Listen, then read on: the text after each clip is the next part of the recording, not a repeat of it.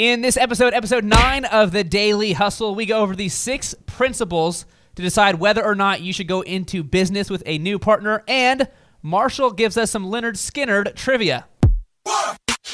Broadcasting from the box that rocks and Thrive15.com world headquarters, it's the Daily Hustle with Daniel McKenna.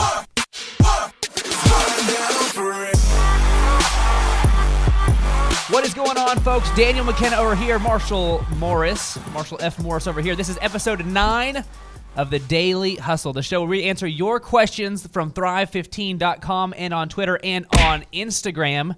And if you do not know what Thrive15.com is, if you don't know who we are, Thrive15.com is an online business platform where we work with thousands of businesses all over the world, 44 different nations, as well as hundreds of in-person and over the phone and over the web clients that we meet with on a weekly basis. And we're excited to answer your questions on this show.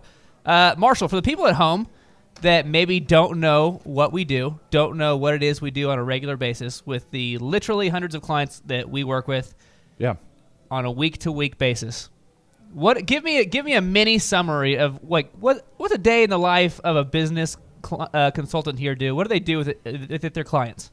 Yeah, so at Thrive15.com, you got 3 main ways that you can learn. Okay. On Thrive15.com, you can go on there and watch videos of our mentors like Michael Levine. He was the PR consultant for Michael Jackson, Nike, Pizza Hut. Yep. Our CEO, Dr. Robert Zellner, he owns Z66 Auto Auction, Yep. A to Z Medical, Z Sleep Center, and the Dr. Zellner Optometry Clinic locations. Okay. Then you can learn from Lee Cockrell. He managed Walt Disney World Resort, and a number of other world-class mentors. That's just online. There's thousands of videos online. Thousands of videos online. Okay. Then the second thing is you can come out to a conference. It's a 2-day, 16-hour hands-on business workshop where we actually teach you the systems that you need for your business. Okay. And that's here in our headquarters, Tulsa, Oklahoma, the tourist capital of the world. Okay. It's true. And you come here to the headquarters, and it's a full intensive 16 hours over the course of 2 days. And then the third thing is we do one-on-one business coaching. And so rather than hiring a PR agency, a business coach, a graphic designer, a web developer, a web designer, a sales coach, you start hiring all those yourself, and it'll cost you upwards of 10, 12, 14 grand. With us, you can actually get all of those things for about the price of what it costs to hire a barista a year in your business. So that's what we do. That's a big deal. Yeah. How many baristas have you hired in your business? I have 0 baristas in my business, but I'm hoping to move forward in the future. If you don't believe anything we say today, and you're like, these guys are scammers. They look young. They don't know what they're talking about. Just go online, look up Thrive15.com. You'll see us on Bloomberg. You'll see us in articles on Forbes. You'll see us in articles on Entrepreneur. So we're excited to get this out to you. Just wanted to kind of lay the context here for the people that are watching this, so they have some sort of idea of background of what we're doing here. But let's go ahead and jump into today's question. Today's question is coming from Curtis. Curtis, one of our Thrivers. I don't know where Curtis is from, but Kansas. From Kansas. There you go. Let's go ahead and jump into Curtis's question. Okay, so this is from Curtis, and I got some music queued up here. Yeah, please give us some mojo. Give us some mojo. Oh, wow. Curtis is getting sensual with this question. Okay. He says, I have a question about compensation in my parents' greenhouse business. There's an opportunity to add fresh flower arrangements to the product mix. My mom doesn't want to do the work, and my wife loves to do that type of thing. The catch: we don't need the money, and the time is more important. Things like working with the kids, helping with the company, being relatively free in general. Our offer was to manage and run the floral department for 75% of the net profits and run and execute all of the marketing using the stuff from Thrive15.com for a flat $1,600. The response was, how about $12 an hour? Do we give up on this partnership idea, or do we keep trying to make this happen? Oh yeah. So today's episode is going to be all about making that tough business partnership decision. Should I go into business, and should I go into business with this guy? Yeah. And this is the thing. I mean, if you're an entrepreneur and let's say there's what are the numbers? There's like 13% of the Gallup poll, 13% of the nation is people with, like, that run their own small businesses. Mm-hmm. Okay, so if you're an entrepreneur, you're part of that context, that time block there. This is a decision you've made before. This is a decision you've thought of before. Should I go into business for my thing, and should I partner with this guy, or should I hire that guy? So today's principles that we're excited to get into is going to be a big deal. It's going to be a big deal for a lot of people out there. These are the six principles when deciding if you are going to go into business with somebody or not. Business partnership, 6 principles here on the Daily Hustle Show. Marshall, go ahead and give me the number 1 principle here. Okay, number 1 principle. You have to seek a win-win. It's so important. You've got to seek a win-win when you're deciding whether or not to go into business with a partner or invite somebody to be a part of your business. So whenever you're talking about business ideas, typically you'll start thinking, if I can make $1 million a year, that'd be sweet. Or if I can make X, or if I could do this, that'd be sweet. And you start planning and scheming and thinking of, like, okay, how could I make more money? How could I have more time? How could I do more of the thing? But principle number 1 is, if you're talking about partnership, how do you create a win-win? How do you create a win for them and a win for you? Which, by the way, is how all business should be done anyway. And I'll tell you why. Number 1, Andrew Carnegie, self-made millionaire, founder of Carnegie Steel. He says, the discriminating man with a definite major purpose in life will prove his wisdom if he forms close relationships only with those who can be and are willing to be mutually beneficial to him. The others he will tactfully avoid. So he's saying, in your business life, if you have an actual purpose, if you have decided your goals and what you actually want to do, you should look for only relationships, business relationships that benefit both of you. Not just you, but benefit both of you. There has to be a win on both sides. And the reason is this second quote right here. I'll let you do the second quote. This one's from Dr. Z, CEO of Thrive15.com. As he mentioned, he runs multiple businesses. And we actually got to go shoot some stuff out at his auction that we're going to be debuting in another episode here pretty soon. But go ahead and give me the Dr. Z quote. Okay, so the Dr. Z quote, and he has a ton of farm references. He grew up on a farm, so it's he farm has logic. It's farm logic. Okay, Yeah. So this quote is from him. He says, "Pigs get fat, hogs get slaughtered." Now, that's a little bit hard for maybe me to understand. So I'm hoping you can walk me through this. But I've heard him say this before. So walk me through this. Yeah, so when you're looking for the win-win, this is why you look for the win-win. Let's say you have a business. You start making some money. You start really making some money. Now you're really making some money. And the people that are working for you, maybe they don't see any value on their end. But they notice you're making a lot of money. If they don't have any reason to continue working with you or providing the services that they do, and they realize there's no reason for me to be here, then they cut themselves off and go do something else, now you're in trouble. Mm-hmm. This happens with vendors. This happens with customers. This happens with people you work with. This happens with people that work for you. There has to be a win-win relationship right there. He says pigs get fat, hogs get slaughtered. There has to be enough meat on the bone for other people too. Because if there's only meat enough for you, eventually they're going to cut that off and you're going to be out of business. So pigs get fat. You can be something ambitious, and you can try to make money, and you can try to create freedom for yourself, and you can try to create businesses for yourself, but they have to have some sort of, if there's partnership involved, employees, clients, vendors, whatever, there has to be some meat on the bone for them too. Otherwise, hogs get slaughtered. If you get too greedy, you're going to get cut out. Okay? So that's number 1. You got to seek a win-win. That's principle number 1. You must seek a win-win when you're talking about partnerships here. Marshall, go ahead and give me principle number 2. Okay, principle number 2 is to determine what trade-offs you must make. You got to determine what trade-offs you must make. Go ahead and give me the Jack Welch quote here, because I know you're a Jack Welch fan. Yeah. You're a Jack Welch fan. So Jack Welch, he's the former CEO of General Electric, and he grew the company during his tenure by 4,000%. Okay, so that's only 4,000%. Yeah, that's who we're talking about here. Okay, he says there is no such thing as work-life balance. I'm going to read that first part Wait again. a second. Hang on. There's I'm no offended. Say that again. There's no such thing as work-life balance. There are work-life choices, and you make them, and they have consequences. Ouch. Yeah. Ouch. Yeah. Marshall, all the time people talk about, well, I just don't have any work-life balance, and this is stuff we hear all the time. Yeah. This is stuff you see on blogs all the time. Mm-hmm.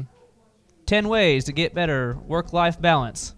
But Jack Welch, former CEO of GE, crazy successful CEO, said there is no such thing as work-life balance. Mm-hmm. Can you talk about this mindset a little bit? Because we're talking about determining what trade-offs you must make as principle number 2 when deciding to go into business, whether a partnership or not. Principle number 2. Give me this. What is Jack Welch saying here? What he's saying is that you're going to make decisions regardless, and every decision comes with pros and cons, okay? And you're only given one life, and you have to make decisions within that one life. And those decisions fall within the same 24 hours that you have for your personal life, your business life, your family life, your faith, your finances. They all come with pros and cons. And if you allocate your time over here, then you can't allocate it for anything else. Marshall, Oprah's a billionaire. Yes. And I believe the first female African-American billionaire in an industry that previous to her was not accepting of African Americans. Mm-hmm. Okay. How many hours in a day does Oprah get? Oprah gets 24. 24 hours. Okay. Let's see. Bill Gates. He built Microsoft. Yeah. He's one of the richest people in the world. One of the wealthiest people in the world. At one point was the wealthiest person in the world. How many hours does he get in a day? Bill Gates gets 24. Okay. There's a guy I know at church. Really nice guy. Great family. 4 kids. Works at the church. Does a lot of volunteer stuff. Super cool guy. He has no interest in business at all. That's not his thing. He's living the stuff that he wants to do. How many hours does he get in a day? He gets 24. Oh, okay. So what they're saying is, you got to choose. Right? Yeah. You got to choose. You get 24 hours. I get 24 hours. Andrew, we'll ask Andrew. Andrew, how many hours in a day do you get typically? 2 to the 4, 24. So Andrew gets 24 hours. The point being that the people that are super successful,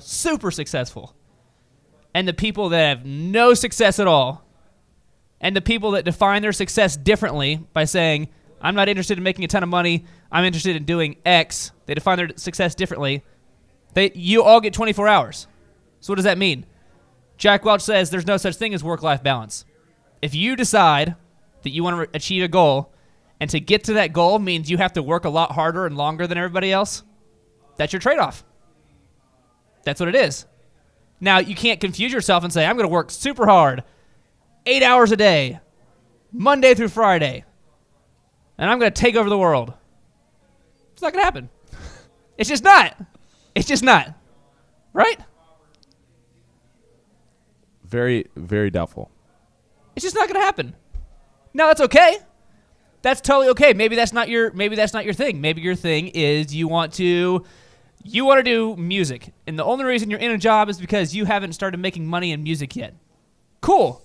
Work your 9 to 5 or work whatever it is you got to do to make money, to pursue your passion, and maybe that's what it is that's success for you. Awesome. The point here is consciously know you have to determine what are the trade-offs you must make. If you want to get in great shape, what's your trade-off? You have to work out a lot, and that kind of sucks. You have to eat well, and that kind of sucks. Now, once you get going, maybe you start liking it. Maybe you're like, okay, this is really cool. But at first, when you make the decision, what's the trade-off? I want to be in better shape. What does that mean? I have to give up this. I want to build a big company. What does that mean? I probably have to work more. I want to have a fantastic family. What does that mean? Well, you either got to do some great time blocking, or it means you got to figure out something with your work balance. Okay? So he's saying there is no work-life balance. You just choose. You choose. So if you're deciding whether to go into business with somebody, especially this guy, Craig, he's already got a successful company. His family in this specific situation. Curtis. Sorry. I was like, To the Craigs and the Curtises. To the Craigs and the Curtises out there. Curtis. He's already got a company. He said that they don't really need the money. It's more of a, like, his wife would like to do it. His family has this business that they could get involved in. He's got to make that choice. What's the trade-off? Okay? So just go into it knowing there is going to be a trade-off for this to actually work. Determine if that trade-off is worth it to you. Mm-hmm. Okay. Let's go into principle number 3 when choosing to go into business. Principle number 3, Marshall. Okay, principle number 3. You must determine your numbers. This is something that I think that people will think of, how much money can I make? Or and that's like a good case scenario.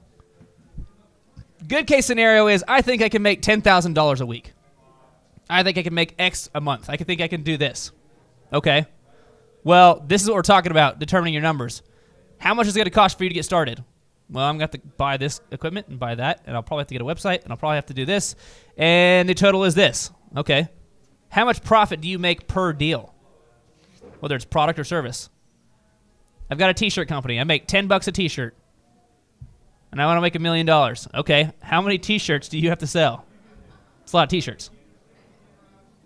What's your monthly break even? Well, I've got to sell at least 400 T-shirts to cover the $4,000 that I'm going to have to pay a month in, whether that be employees or equipment or whatever. And I can speak to T-shirts because I had a T-shirt thing in college, which turns out was harder than it looked like. Yeah. That was my first step, my dipping my toes into the entrepreneurial world, and I didn't do these things. You're like, everybody gets a T-shirt. It was just like, that sounds cool. We'll do that. We'll make a ton of money. Let's do it. Boom. You know what I mean? Like, that's how we got started. Then you're screen printing thousands of T-shirts. Just it's like 100 degrees. We're in my parents' garage, just screen printing T-shirts, thinking, man, this is not awesome. But we didn't do these things. We didn't determine our numbers. We didn't say, okay, we're going to make X per deal. Obviously estimated. You're not going to always know specifically, depending on what you're selling. How many of these do we need to make per month to break even on like the stuff? Like, we just bought $20,000 worth of T-shirt stuff. We're spending $500 a month paying off that. So the first 50 T-shirts that we make ourselves, that's just going towards that. We haven't made any money yet. Right? So we get an order. Yeah, sweet. 30 T-shirts. Bam. We're in there working hard. Get it all done. All right, how much money do we get? Well, none yet. You know what I mean? And then, so estimated cost to get started, profit per deal, monthly break even, and monthly goal achievement. Okay, you're going to have to reach $500 or $1,000 or whatever it is to cover your costs. How much are you wanting to make? Hey, I want to make $10,000 a month. Okay. Well, the first 1,000 are going towards your costs. How are you going to get towards that? How are you going to get to the 10,000? Okay, that means I got to sell 1,000 T-shirts. Okay, cool. How long does it take you to make 1,000 T-shirts? Well, it just took me 10 hours to make these 40 T-shirts. You know what I'm saying? Like, okay, so 10 divided by, you carry the 2, and then you're like, okay, I just realized it's not possible. I just realized it's not possible to actually hit this goal. Okay, well, that's a good point to stop. Unless you can figure out a different way to get to those numbers. Okay? Or is it possible? Awesome, it is possible. This is what I got to do. I can start laying out that plan. And lastly, how long until you're hitting your achievement numbers? You have to assume it's going to take you a while. You have to assume you're not going to come out of the box just firing on all cylinders. How long? Okay, I think it could take me 3 months. Okay, if you think it's going to take you 3 months, assume it's going to take you 6 months. And do you want to do this for 6 months before you start hitting your numbers? Assume it's going to take you a year. If you think it's going to take you 3 months, assume like 4 times that. It's going to take me a year. Do you want to do this for a year before you start hitting those numbers? Do you? I don't. I didn't want to do the T-shirt thing. We got like I said, this is my first thing. We're in college. Me and my buddy, my brother. Mm-hmm. We get going on this because we thought it'd be a good idea. We could design some T-shirts, could make some money. Awesome. We get going. 3 months into it, 4 months into it, realize we hate this. Yeah. This is not what we want to do. Okay. So that was number 3. Bill Gates says knowing your numbers is a fundamental precept of business. Fundamental, like baseline, like you must do this, must do this. That was number 3. Determine your numbers. Determine how long it's going to take you to get to those numbers, and how long are you willing to work on that till you get to those numbers. That was number 3. Principle number 4. Marshall, we're halfway through. Give me some mojo for principle number 4. I would like some mojo for principle number 4. Some mojo. Some mojo, please. Here we go. Oh yeah, that's fine. I'll take that as mojo. Give me principle number 4 when determining whether or not you should go into business. Okay. Determine your goals and roles. Determine your goals and determine your roles. Now, if you have not done this before, this might seem like, oh, I mean, that's commonplace, obviously. Marshall, how many business owners do you work with that there's not clear communication about, I'm going to do this, they're going to do this? Well, coming into the business, when we first start working with people, they immediately everybody is kind of like in a free-for-all. And as burning fires come up, the closest person to the burning fire just does it. And so it's very, very sporadic and reactive. Because there's no like communication about, you are in charge of this. Right. I'm going to do that. Right. It's just let's go do this business. Right. I wouldn't say all of them, but I would say 60 to 75% of them. 60 to 75% of them. Yeah. And here in personal experience here, as soon as you don't have these things determined, and as soon as there's more than just a few fires, somebody's going to feel like they are the one taking on all the work and the other person isn't doing anything. Is what's going to happen. Mm-hmm. They're going to feel like, okay, I covered that fire, and then I covered that fire, and then I covered that fire, and I feel like this guy is not really doing anything. Or I made that sale, and I made that sale, and I made that sale, and I feel like this guy just wants to do the website stuff. So we're talking about clear communication here. You must have open communication when you're talking about determining your goals and your roles. Get it out in the open. This is the time. The time isn't to invest a bunch of money, invest a bunch of time, and then 6 months down the line be like, oh, that's not what you wanted? This is what I wanted. From the very beginning, you have to have that conversation. Okay, what are our goals? What do you want to do? What do you want to get out of this? What do I want to get out of this? Also, what are you going to do? What am I going to do? Do you have strengths in places I'm weak? That's what you're doing. Am I better than you at something than you? He wants to do the design stuff, but I'm much better at the design stuff. Mm. You got to have that communication now. Mm-hmm. You got to have that conversation now. Got to determine those roles. All right, buddy, I know that like you like the photo stuff and I like the photo stuff and I really want to do the photo stuff, but I realize you are better at the photo stuff than I am. Or vice versa. You got to have those conversations now so you don't end up cannibalizing your own business later on because there's no like clear communication about what each other want out of the deal. It's like a relationship at this point. That's right. It's like a relationship at this point. Marshall, we're gonna go the relationship route here. Oh gosh. Before we go on to step number 5. Oh gosh. Tell me about your Sam. Let's show Marshall here. I mean, we can do a wide, or we can at least go. I mean, maybe we can go tight on Marshall. That's fine too. Marshall is a eligible bachelor. That's very true. For SEO purposes, we're gonna boost this up there. Normally in this in this type of scenario, I'd get very uncomfortable.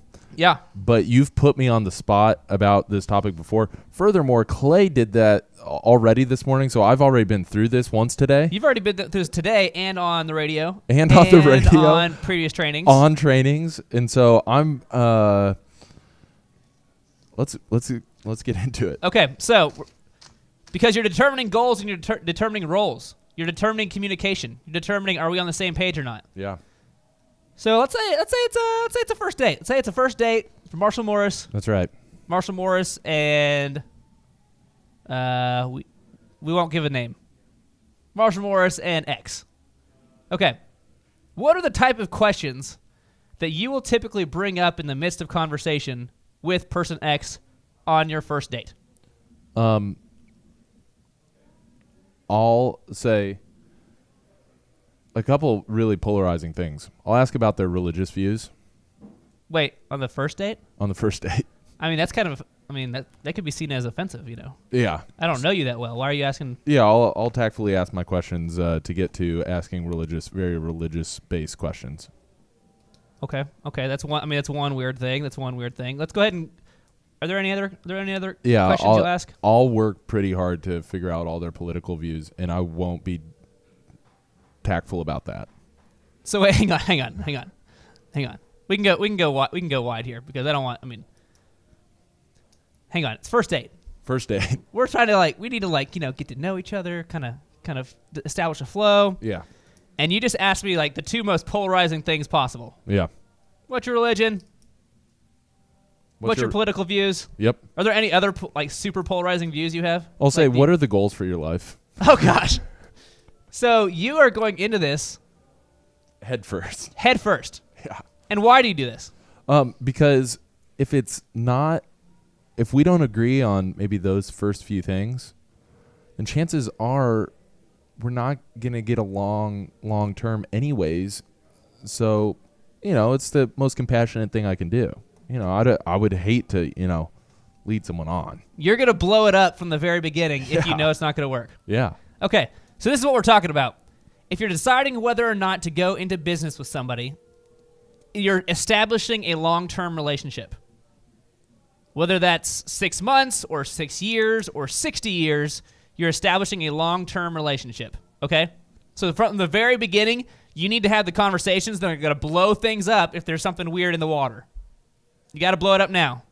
Otherwise, you're wasting your time, wasting their time, and it's not going to end well. Yeah. So have those conversations up front. Where's the weirdness? Is there any weirdness? Are we on the same page? Still on the same page? Still excited about this? Still good? All right, let's keep going. Step 5, principle number 5, Marshall. Principle number 5, what is it? Determine the downside if everything falls apart, how you will end the partnership. Ouch. Yeah. Ouch. How does the partnership end? So wait, we're going into this planning for it to end at some point? Yeah. What percentage of businesses fail, Marshall? 80%. 8 out of 10, as cited by Forbes. As cited by Forbes, 8 out of 10. Okay. How many businesses are the ones that are successful? That are successful, that don't fail right away? How many of those will last your entire lifetime? Well, I can't speak. I'm asking personally. I'm kind of asking rhetorically. Because I think a lot of businesses have stayed open for the duration of my lifetime so far. Sure. But over the course of my entire lifetime, that's a pretty big company. So if you're going into business now and you're 20 or you're 30 or you're 40 or you're 50, you have to think about odds are, this is not going to last the rest of my life. Almost for sure. Yeah. Almost for sure. If any of you are starting businesses right now, I will bet you money that it does not last for the rest of your life. Because that's an easy bet. I win that bet. Okay? So knowing that, again, eyes wide open going into this thing, open communication going into this thing, talk about now, put it on paper now. Hey, if things don't work out, this is how we're going to solve things. If things get weird later, this is how we're going to solve things. If things blow up, we got to sell the company, this is how we're going to solve things. Mm-hmm. If one of us steals money and tries to screw the other person out of the business, this is how we're going to solve things. Get it out now. Mm-hmm. This is stuff that people definitely don't think about. That's right. You definitely don't go into your business thinking about how's this going to end. Mm-hmm. You got to get this stuff out right now. Mm-hmm. Okay. Get it out right now. Number 6, Number 6, this is the last principle here, and then it's decision time. Last principle, hit me. Number 6, it's determine how much you value the relationship. Give me the John Rockefeller, only the wealthiest person in American history. Maybe in modern history. Oil magnate. Give me the John Rockefeller quote. What is the John Rockefeller quote? Okay, the John Rockefeller quote is, a friendship founded on business is better than a business founded on friendship. So potentially if you're measuring business score by dollars, if you're saying more dollars means more scores on the board, this is the best businessman of all time. If you're measuring it that way. Mm-hmm. And he says a friendship founded on business is better than a business founded on friendship. Marshall, go ahead and give me your guess. Why do you think Rockefeller, in his source of wisdom here, what's he getting at? What he's getting at is specifically when you found a business upon friendship, there's other emotions at play, and business is a very non-emotional, or should be a non-emotional experience. It's transactions, okay? You're making business decisions, and if you're making decisions based on emotion, you can't let the emotion get in the way of the motion.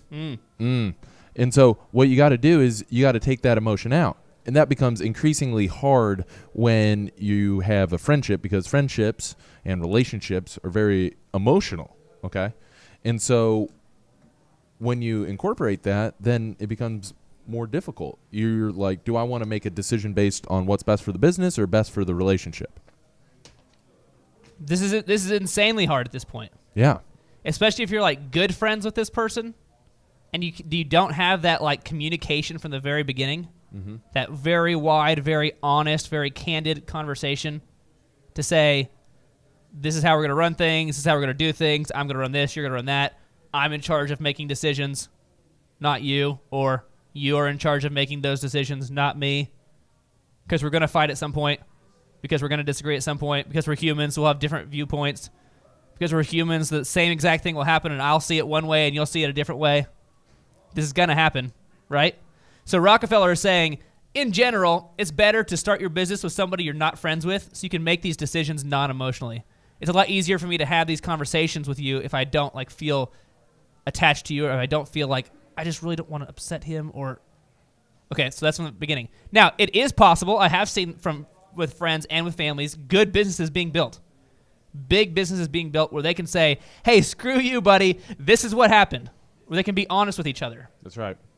But in general, that's harder to do if you're related to the person, or if you're friends with the person, or if you like the person a lot. That's harder to do. Okay, so how much do you value the relationship? He's saying, if you are not willing to have open, candid conversation, assume it's not going to work at some point, and does that matter to you? How important is that to you? If it's with somebody that's just good at web design, and they don't mean a whole lot to you personally, then it's probably easier for you to make those business decisions when you have to.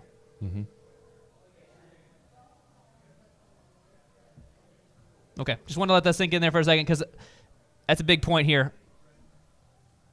Our man Thriver here, he's talking about getting into business with his family. In-laws, right?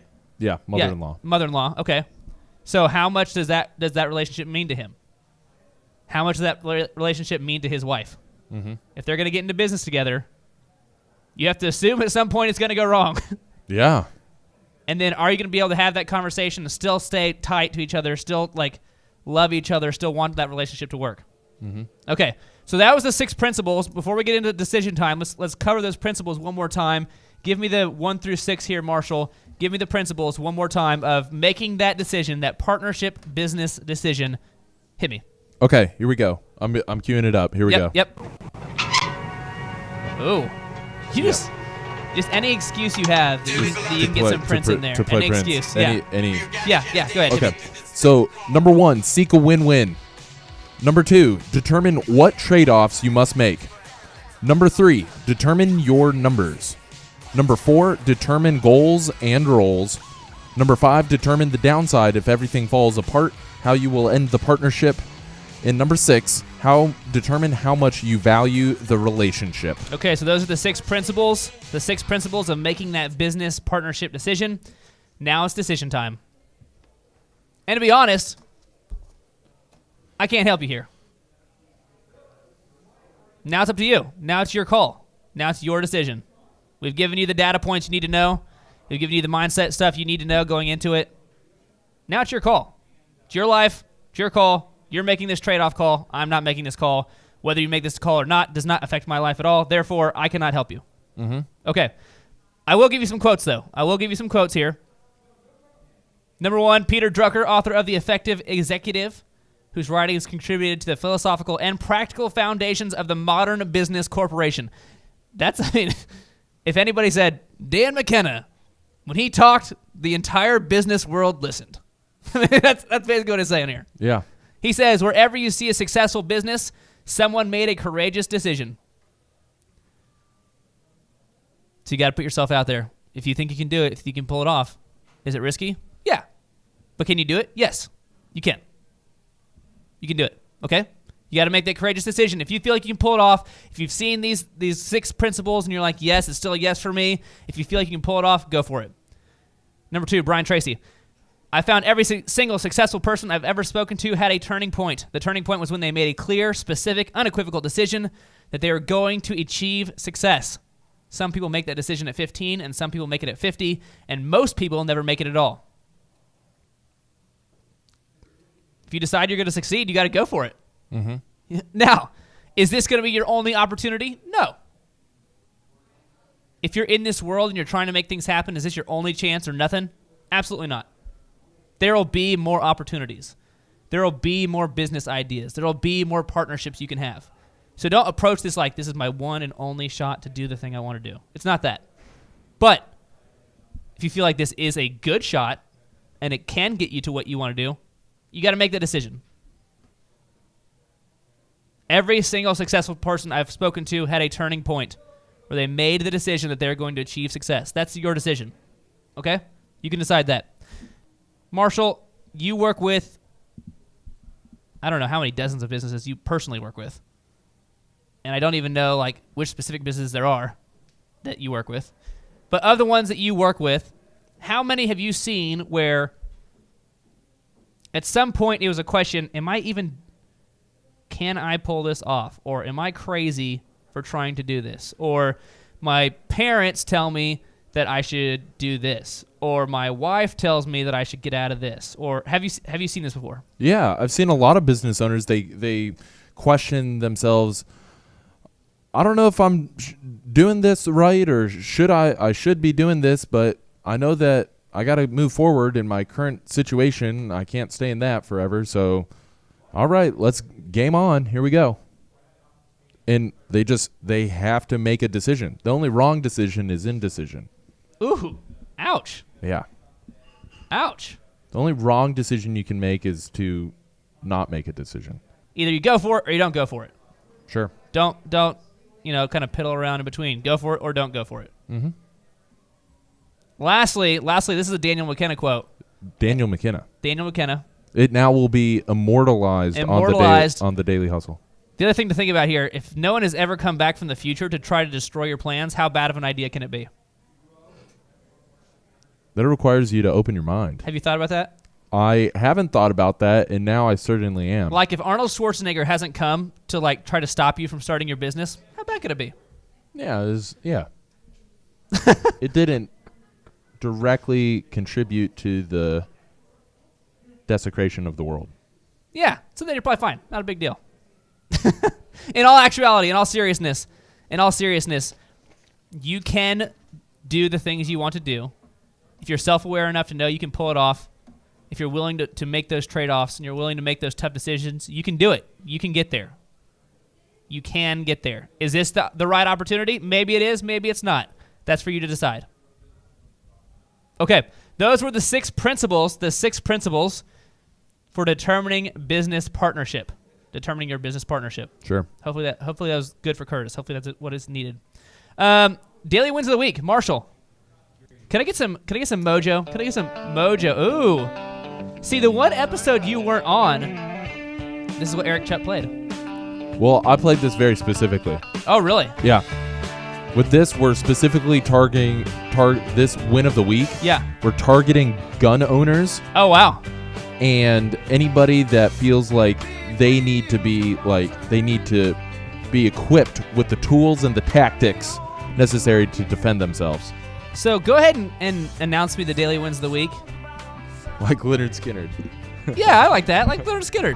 Yeah, that's kind of the pattern here. Famous musicians. Famous musicians that the I've current never imitated before. Yeah. Those are That's kind of our sweet spot. our sweet spot. And mostly we pick musicians that I've never like thought of before. Yeah.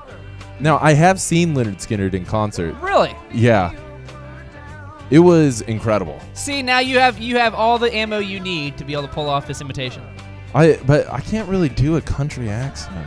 Well, you couldn't do a Johnny Cash or a Or or a Prince, or you couldn't do that either. That's not the point. or what was Teddy Roosevelt? Teddy Roosevelt. Okay, so go ahead and give me the daily wins of the week like you are Leonard Skinner. Okay, here we go. And ladies and gentlemen, announcing the daily wins of the week. That's pretty good. That was better. That was it was top 3. Now, I thought there was too much growl in there and not enough twang. Well, okay, so Leonard But- Skinner, do you know the story behind Leonard Skinner? No. Okay, Leonard Skinner wasn't like a guy in the band or anything. It was a number of different band members. Ronnie Van Zant, he was the guy that died in the plane crash. Okay. You know, heard Okay. a lot of him. I think Ed's still alive. But Leonard Skinner was their gym teacher. Oh, really? Yeah, their gym teacher at school. It was a little Huh. fun fact. There you go. Anyways, daily win of the week is we have a Thriver one-on-one business coaching client. Yep. He is launching his brand new website, and he is beginning the process of Google domination. Okay, so if you go to invictusarmeddefense.com, okay, you're going to learn from a trained professional. He's the guy that he's worked with the Bureau of Narcotics. He's worked with the Tulsa Police Department, Muskogee Police Department. InvictusArmedDefense.com. One-on-one shooting training. You got self-defense training, marksmanship training, all kinds of concealed carry classes. So if you're looking for Tulsa concealed carry or even concealed carry Tulsa, you're going to want to hit up InvictusArmedDefense.com. And he's actually running a special. Really? You get your first lesson for $5. Wow. Yeah, it's a pretty cool deal. See, I did not realize he had paid for ad space on this show, but Oh, he didn't. We don't. Oh. We don't get any money from that. okay. Okay. Well, there you go. That's another Thriver that just launched a brand new website. Very cool thing. Which, by the way, if you need a new website, if you need marketing, if you need to be top in Google, if you need a new sales workflow, if you need all these things, you've got to go to thrivetimeshow.com/workshops, thrivetimeshow.com/workshops. We've already described what that is. Or go to thrive15.com, fill out a business evaluation. You're going to get that book right there. Start here for free. For free 99. Bang. Bang. There you go. It's going to change your business. I can say it casually because it really is. It's going to change your business. Going to be a big deal. Really big deal. Go do it. Okay. That's all the time we got for today. That was episode 9, how to determine whether or not you should go into business with a partner or not. Excited to show you guys the footage from the auction that we went to, the Dr. Z's auto auction. Excited to get that out there this week. Anything else? Anything else for the people at home here, Marshall? No, I love your shirt. Well, this is a sweater, technically. It's kind of a shirt. I mean, It looks like a shirt. well, It looks like a crew long sleeve shirt. I don't know where it's from. Is it new? How dare you label me like that? Is it new? All right, folks, that is all for this episode 9 of the Daily Hustle. We'll see you next time.